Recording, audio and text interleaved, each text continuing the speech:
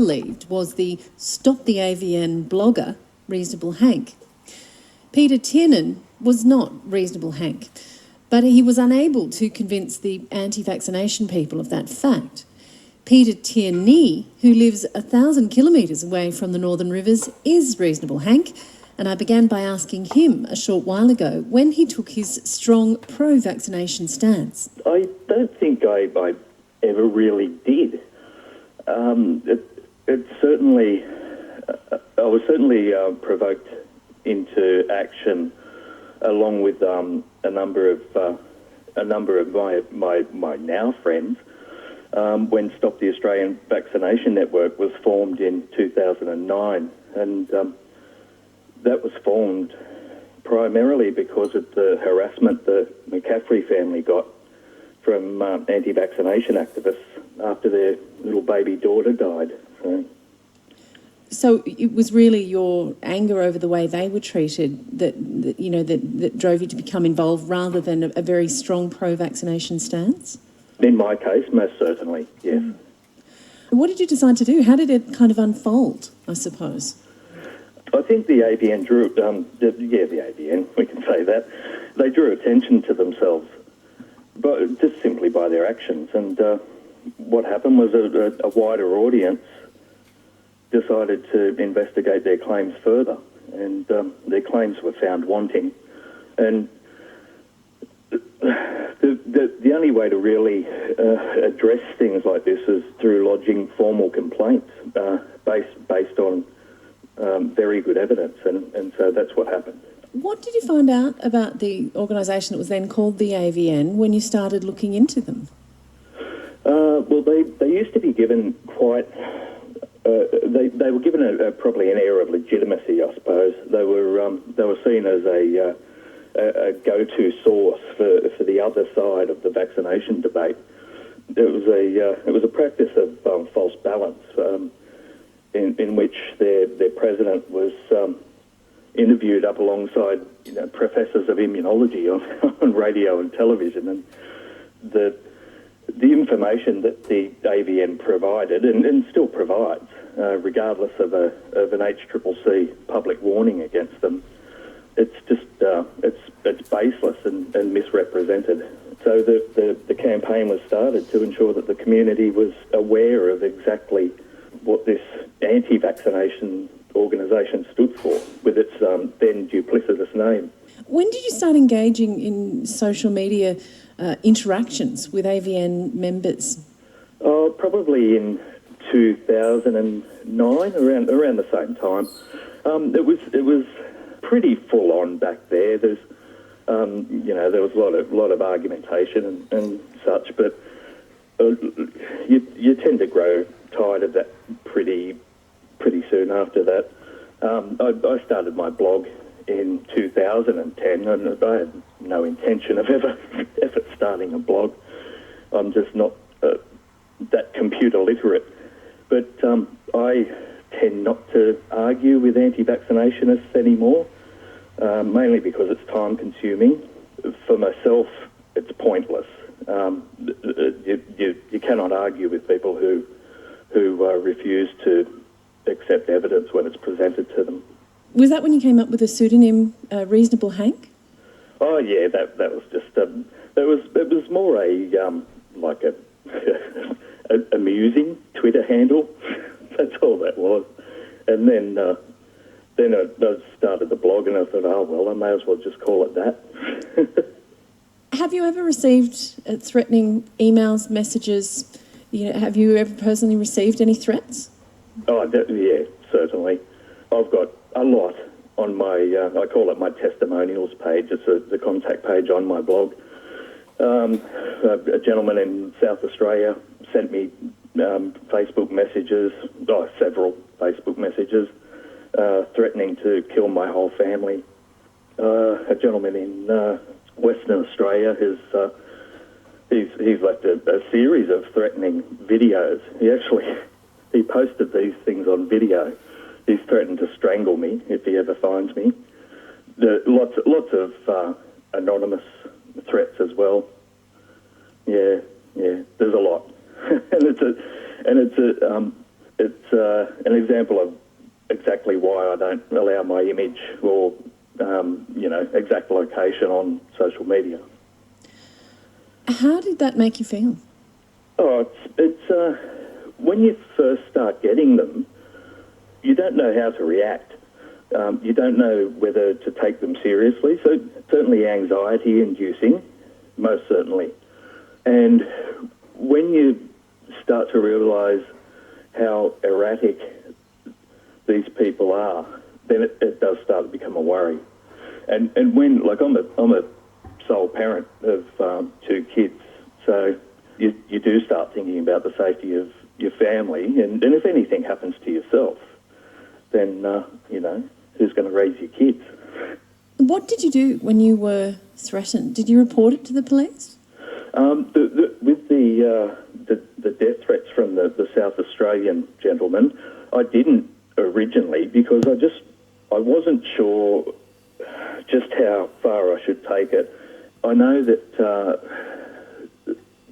we've had very little success. This was even a couple of years ago. We're still having no success getting police to take these things seriously. I think that's slowly changing. In fact, I know it is slowly changing. I know that they are starting to investigate cybercrime reports. So it was difficult to start with because you don't know what to do. And that just adds to the anxiety. But I was advised by several people. They just said, look, you really have to report this stuff, even just as a log of events. But this particular individual, he certainly is prolific in doing this to a number of people as well. So I think he really needs to be reined in. I'm speaking to Peter Tierney. He has the Twitter handle Reasonable Hank, and he's also a member of the group Stop the AVN. Does it surprise you that members of the anti-vaccination lobby have believed they've unmasked you and will not believe that Peter Tiernan is not in fact Reasonable Hank?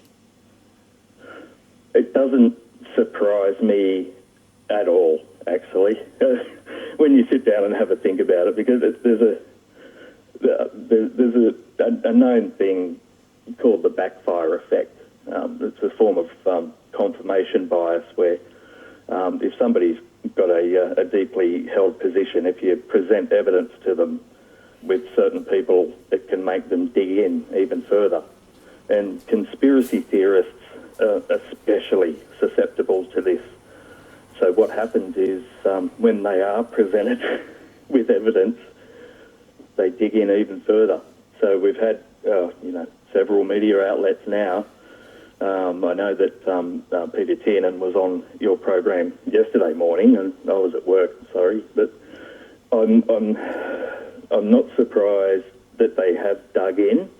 I am for Peter Tiernan. I am seething that he and his family have had to go through what they're going through, and I do feel a sense of responsibility for that. It's something that does weigh on me heavily. The vilification that Peter has got is just so far beyond what is acceptable. So to Peter and his wife and his child and his extended family and his work, who have all been harassed by these conspiracy theorists, I'm so deeply sorry. And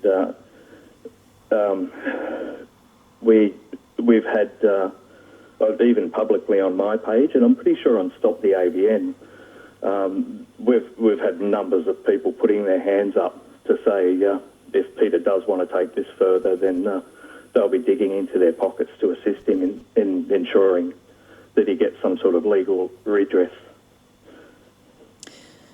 Do you think the legal system is adequate when it comes to dealing with this kind of cyberbullying?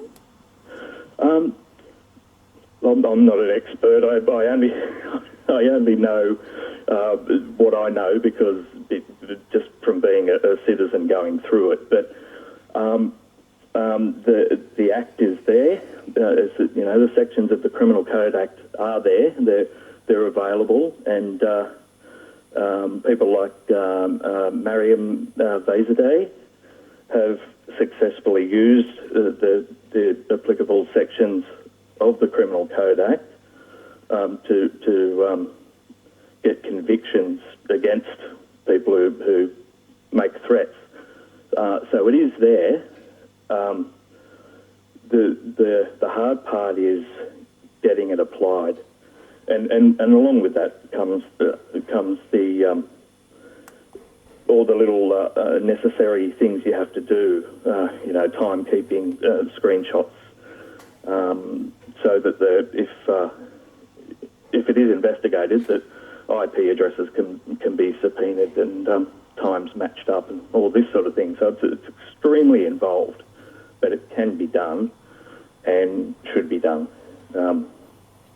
These people, the people who are doing this to Peter Tiernan at the moment, it's so clearly a breach of so many sections of the Act, and they've also openly admitted in public on social media that they've illegally recorded telephone conversations and shared them amongst each other, which in New South Wales is a breach, a pretty serious breach of a couple of sections of the Surveillance Act as well. So, we'll be following that one up as well.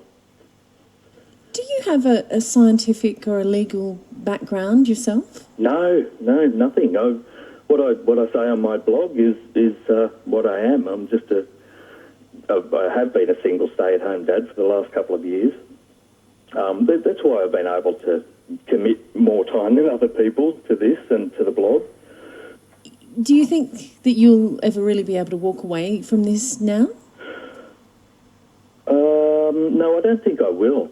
After getting to know Tony and David McCaffrey back in 2009, and I've only been able to meet Tony and Dave a couple of times when I've taken the kids up to the North Coast for holidays. But even before I'd met them in person, I sort of made a pretty solid commitment to myself that, what happened to them just shouldn't happen to anyone. And I made a commitment to sort of stick with this now. Why do you think you felt compelled to do that? The McCaffreys were just so unjustly and amorally treated by the anti-vaccination movement.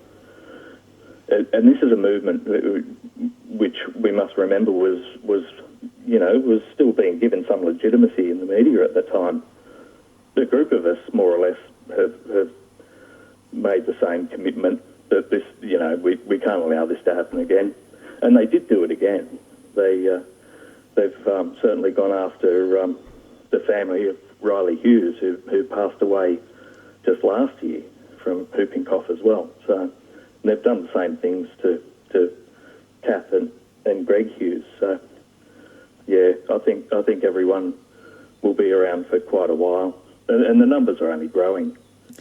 Peter Tierney, the real reasonable Hank, as distinct from Peter Tiernan from Byron Bay, who is not.